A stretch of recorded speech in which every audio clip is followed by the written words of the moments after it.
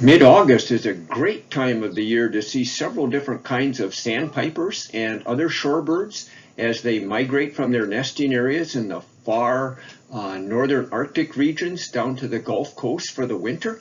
The problem that we have this year here in the area is there aren't many mudflats around, and that's the type of habitat that they like to feed on. Anyway, this little spotted sandpiper here was kind of working along a riverbank there, looking for little worms or kind of a caddisfly larvae to eat. Surprisingly, in the wintertime, spotted sandpipers lose their spots. During the breeding season, spotted sandpipers would have a heavily peppered breast with black dots all over it, but now in the winter, those disappear and they come back next breeding season. Actually, this is probably a young spotted sandpiper, and they don't have the dark spots yet anyway.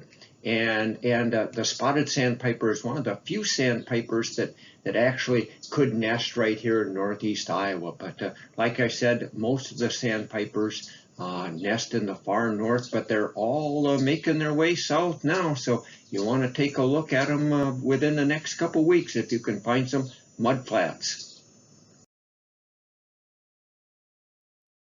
This chickweed geometer is a gorgeous little moth with its pretty peach and pink colors on its wings right there.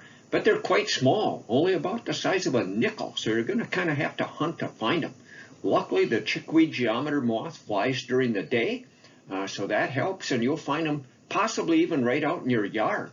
Now, they're fairly common because their host plant, chickweed, is a common little weed around here that grows maybe about a foot tall, has some delicate little white flowers.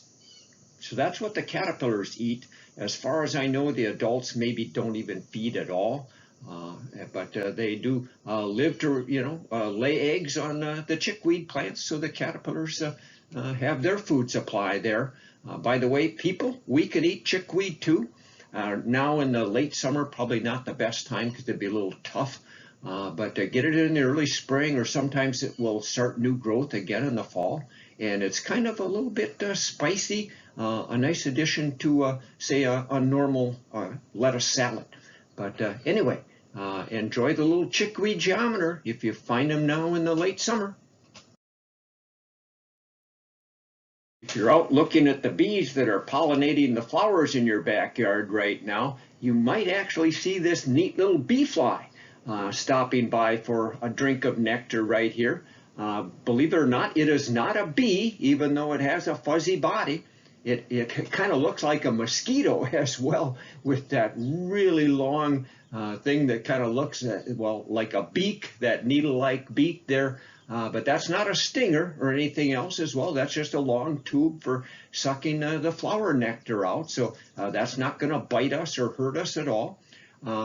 This is a male bee fly. His eyes kind of come together. Females would have a kind of a gap between their eyes there on the top of the head. But anyway, the female bee fly of this species flies around and somehow can find or sense that there are May beetle or June bug grubs under the ground in like the lawn.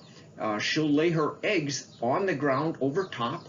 When they hatch, they tunnel down, attach themselves to the June bug larva, grub, and eat it. And then they, when they've eaten the whole grub, they're mature, the bee fly larva, it will pupate there in the soil and emerge as a new adult bee fly the following summer. So hopefully you can find one of these cool bee flies on your flowers now in late August.